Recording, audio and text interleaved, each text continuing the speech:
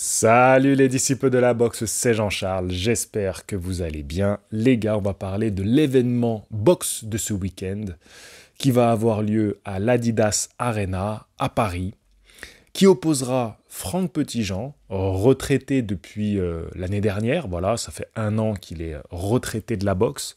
Après une belle carrière, on va en parler dans cette vidéo, et qui revient, qui sort de sa retraite pour affronter un petit jeune qui a les crocs. Apparemment, il a surtout envie de remplir son compte en banque quand je lis vos commentaires sur les réseaux sociaux. Saladin Parnasse, qui est un combattant de MMA. Déjà multiple champion dans la fédération qui est le KSW.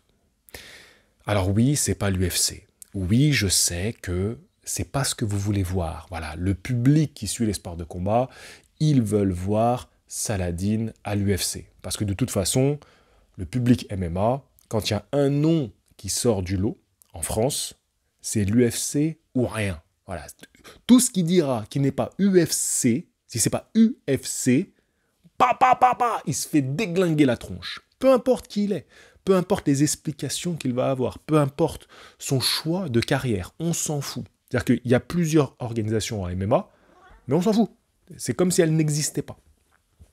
Ceci étant dit, je comprends les réticences. Je comprends que ce genre d'affiche ça gratte. Voilà. On commence à être allergique à ce genre d'événement, ce genre de confrontation entre des combattants de MMA et des combattants de boxe anglaise. On a des boutons. Ça tombe en plus dans une période un petit peu particulière, parce qu'on n'est pas remis de ce qui est en train de se passer là, entre Jake Paul et Gervonta Davis. Donc c'est vrai que entre la promotion de cet événement et ce qui vient de se glisser là en France, on a du mal à faire la part des choses. Et pourtant, c'est ce que je vais essayer de faire.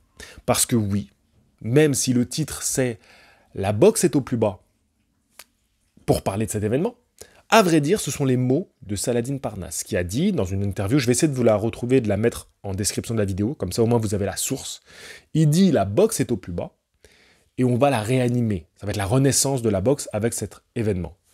Un petit peu prétentieux le Salah. Tu es un petit peu prétentieux, dis donc. Mais est-ce que tu n'as pas finalement raison de dire ça? Je vais essayer d'argumenter dans cette vidéo. Je vais essayer de m'élever au-dessus du débat de comptoir. Voilà, on va essayer de prendre du recul sur ça. Parce que oui, je pense que tu devrais regarder cette soirée. Oui, j'ai des arguments, les gars. J'ai fait un sondage hier. Je suis très étonné de voir à quel point vous êtes majoritaire à avoir répondu « Non, je ne veux pas regarder cet événement ». Non, c'est radical, c'est non. Et les commentaires sont tout aussi durs. Ils sont très très durs envers ça là, envers ce genre d'événement. Ok, c'est entendable, il y a un contexte qui fait que vous n'en pouvez plus. Et pourtant, sur cette chaîne, moi qui suis un défenseur du noble art, voilà, je défendrai toujours cette discipline que j'aime par-dessus tout. Je pense que cet événement fait du bien, peut faire du bien, si on arrive 2 secondes, à se poser et à regarder et dire, bon écoute, qu'est-ce qu'il y a de bon, qu'est-ce qu'il y a de mauvais là-dedans? Ok? On va le faire ensemble. J'ai mes petites notes. Déjà, le premier argument, j'ai mes notes, elles sont là. Le premier argument, c'est en France, il y a 7 combats professionnels. Et sur ces 7 combats professionnels, il y a 10 combattants français. 10 combattants français sur cette carte. Et 3 combats sont des combats franco-français. Pour commencer, oui, c'est un très bon argument. Ça veut dire que cet événement permet d'avoir une vraie réunion de boxe pro en France et de mettre en avant des boxeurs français. C'est pas une carte avec des influenceurs, avec des mecs du MMA qui font leur premier combat pro, combat de boxe, pardon. Non, c'est une carte avec des boxeurs français. Oui les gars, non mais à un moment donné, il faut dire les choses. Et ça fait du bien, c'est important, parce qu'il y a quoi en France? Ça c'est le premier argument. Deuxième argument, et pas des moindres, il y aura dans la carte un titre de champion de France. Un titre de champion de France, Moni versus Bruguiru. Très important les gars, au moment où je t'enregistre cette vidéo, j'ai contacté Moni, Raphaël Moni, et je l'aurai en interview demain. L'interview sera sur la chaîne secondaire. Je te mettrai le lien voilà, on fera un live sur la chaîne secondaire à 18h30, si tout va bien. Si tout va bien, à 18h30, on est en live ensemble. Voilà, je viens de le contacter, donc il m'a répondu et il est OK. Donc ça, c'est super. C'est-à-dire qu'on aura l'un des deux combattants pour le titre, c'est le titre vacant des mi-lourds, et ben il sera avec nous et il pourra répondre à nos questions. Donc ça, c'est le deuxième argument, et pour moi, il est très très important cet argument-là, c'est-à-dire que oui, on a mis un vrai titre dans la carte. Et ça, c'est quelque chose que je dis depuis longtemps. Mettez en avant le titre de champion de France. J'avais même dit que Salah, il aurait pu combattre pour un titre. Comme ça met en avant le titre. Je l'avais dit chez The French Savagery. Souvenez-vous, je l'avais dit là-bas. Donc pour moi, ça c'est très important. Ils ont respecté quand même de mettre en avant des boxeurs français, un titre français. Le Made in France, les gars. Voilà. C'est important. Troisième point. Un diffuseur TV. On a tellement de mal d'avoir des réunions de boxe françaises avec des Français à la télé. C'est affreux, c'est horrible, c'est un parcours du combattant pour pouvoir trouver de la boxe avec des combattants français. C'est quasiment impossible. Il faut aller sur je suis désolé, mais les plateformes de diffusion, j'y ai participé, j'ai cautionné, j'ai été commentateur, j'y ai cru, j'ai payé moi-même. J'ai donné de l'oseille sur ces plateformes. C'est pas possible. Je suis désolé, le niveau il est trop faible. On n'a pas le public, on n'a pas la clientèle pour ça. Non. Il nous faut des diffuseurs télé. Heureusement, là, c'est diffusé sur RMC Sport. Alors, je suis pas dupe. Ils viennent parce que c'est ça là. Voilà, ils viennent pas pour le titre de champion de France. D'ailleurs, sur leur affiche, il y a même pas. Parce que je vais parler de l'affiche. L'affiche promotionnelle, il y a même pas le titre. Il y a même pas. Donc ils en ont rien à foutre. Mais pour moi, c'est important. Pour moi, ça compte. Pour moi, ça fait partie des arguments. Et oui, avoir une télé, que la plupart des personnes qui consomment du sport, et notamment des sports de combat, ont cette chaîne, parce qu'ils sont numéro 1 sur le MMA, il me semble, je ne crois pas me tromper en disant ça, ils sont numéro 1 sur le MMA, bah ça fait du bien. Parce que les gens vont pouvoir voir des combattants français, des combattants de boxe français, à la télé. C'est important. Alors oui, c'est payant, oui, c'est cher. Moi, je fais pas de la pub pour eux. Je m'en tamponne de RMC Sport. Voilà, je fais pas de la pub pour eux, je fais de la pub pour aucune télé. Mais je suis quand même satisfait d'apprendre que c'est diffusé sur une chaîne télé accessible à tous, avec un abonnement, et t'as voilà, du contenu qualitatif quand même. Quand même. Quatrième point.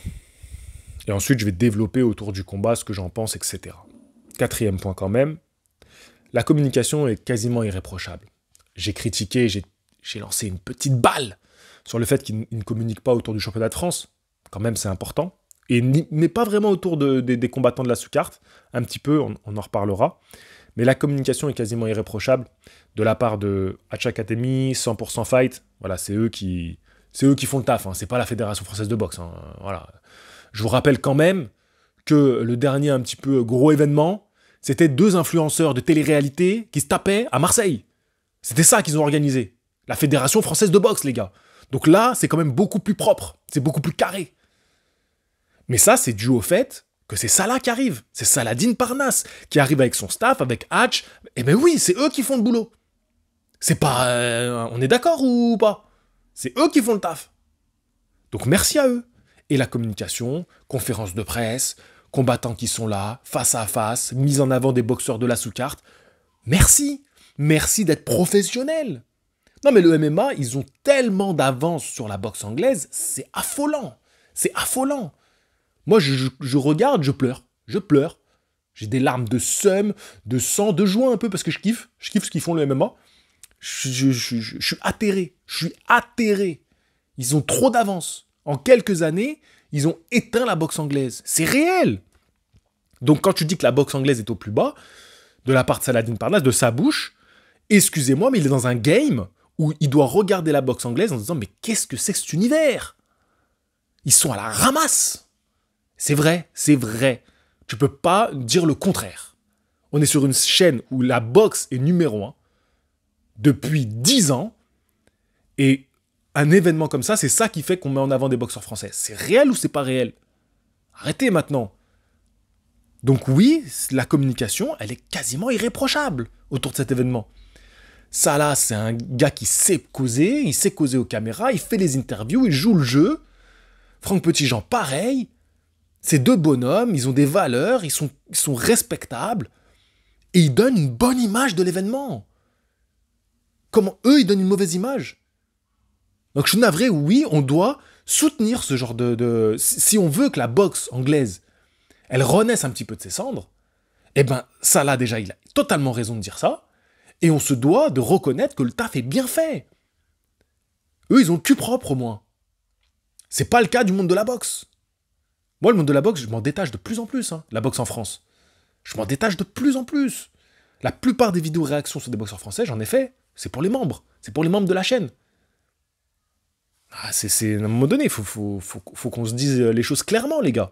Et un événement comme ça, ben, il met encore plus de contraste entre ce qui se fait de mauvais dans la boxe et ce qu'on peut apporter de bien grâce à ce genre d'événement. Oui, grâce à ce genre d'événement.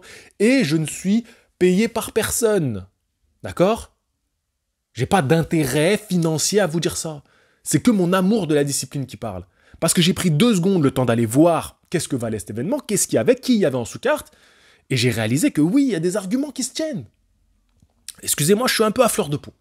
Maintenant, on va rentrer dans le concret. Voilà, on est à 11 minutes de vidéo, donc j'ai gardé le cœur de ceux qui veulent vraiment en savoir plus. Qu'est-ce que ça vaut, Franck Petitjean contre Saladin Parnasse? Franck Petitjean, allez, en quelques mots.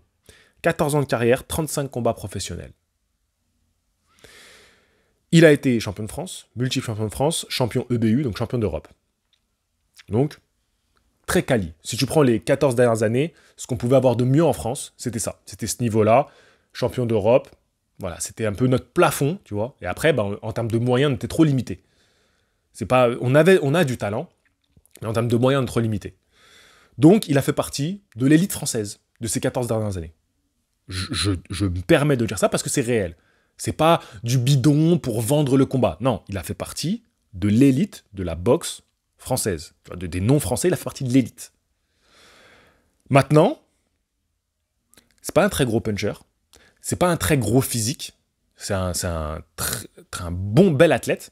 Mais quand je te dis pas un très gros physique, c'est que il a été à 63,5 quasiment toute sa carrière. Là, ils vont combattre à 70. Salah, c'est un gros physique. C'est un gros physique, c'est un mec qui est athlétique, il y a quasiment 10 kilos de différence entre les deux, tu vois, si tu prends leur prime contre prime. Et ça, forcément, ça met en avant aussi une autre réalité, c'est qu'il ne faut pas oublier que l'événement se fait autour de Saladin Parnasse. Et qu'on n'est pas là pour lui envoyer un bourbier, c'est pas une mise à mort de Saladin Parnasse. Le but de tout ça, c'est que Saladin Parnasse se fasse un kiff en boxe anglaise et qu'il brille. Je ne suis pas là pour faire semblant. Donc l'intérêt, il est là. Dire que Franck Petitjean est envoyé, lui, à l'abattoir, voilà, ce n'est qu'un faire-valoir, c'est qu'un paillasson, c'est pas le cas. Franck Petitjean, il va faire le taf. Franck Petitjean, il peut remporter ce combat-là, parce que c'est un combat homologué, voilà, avec des juges, c'est un combat pro. Franck Petitjean, il peut remporter ce combat-là. Mais aujourd'hui, objectivement, je ne le mets pas favori. C'est pas parce que c'est le boxeur que c'est la discipline. Arrêtez avec ça, oubliez ça. Oubliez. Vous avez vu avec Jake Paul ce que ça a donné? D'à chaque fois dire oui, mais le boxeur dans sa discipline, vous allez voir qu'il va le fumer. Non.